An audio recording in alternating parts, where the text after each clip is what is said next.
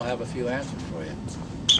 Yeah. Now I'm speaking as a teacher now. Hope you realize that. And my experience. I don't know what you're going to ask me, but You are speaking from your experience, and this is just yours. Any assumptions that people make, that's all on them. Okay, good. Okay, I'm here to interview a fine gentleman here that doesn't really need an introduction. And what we're going to be talking about, we're going to talk about history and literature and what the students today and the faculty and the staff can learn about history, literature. What is that telling us about what's going on right now in the world?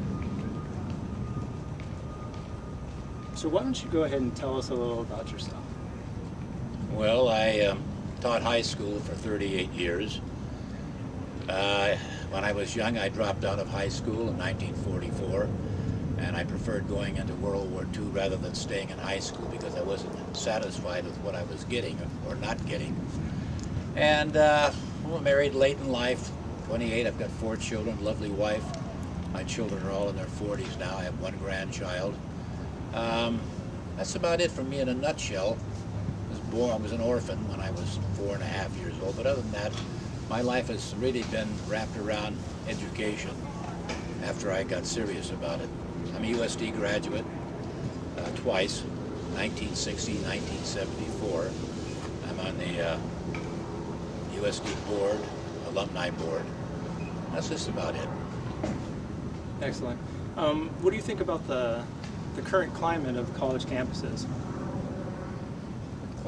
Well, I have a number. Are you talking about socially or about academically? How about a little of both? Well, socially, I see a great change in students' attitude. I think, for one thing, I think this country has become a society of ill-mannered individuals, and I see a lot of that on campuses all over San Diego, and I don't like it. As far as academically, it's hard for me to really define how I feel about the academic situation on college campuses, having only been a high school teacher.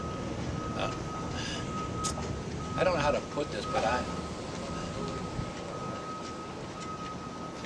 there's something missing in college academics.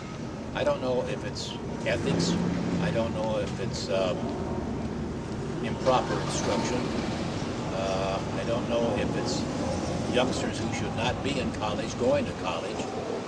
I believe the academic scene has actually changed in the past 30 years. In some instances for the better, in others not. That's about all I can say about college campuses. I'm a high school teacher and very proud of having been one. I prepared a lot of kids for college who did very well. Excellent. What I'm thinking is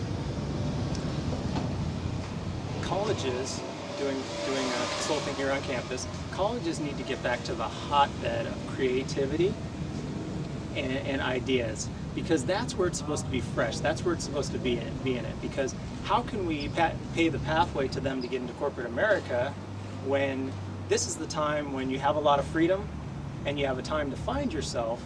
So maybe one of the things that can be used on college campuses is real life experiences.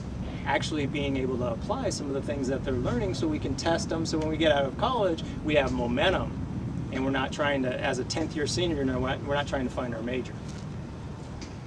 Well, perhaps I'm a little off base. I certainly am in no position to criticize university or college faculties, but I feel many of the instructors in colleges and universities, as in high schools, have not really been initiated themselves to life. And I think that knowing about life is an important facet of being a good teacher or a good professor or what have you. I think if a class is reading a book like To Kill a Mockingbird that concerns itself with the South and that problem they had down there with blacks, I think that if you haven't really encountered that particular experience of having been in the South, then you're not going to really be able to transfer to the students exactly what it was. It's just words to them in a book.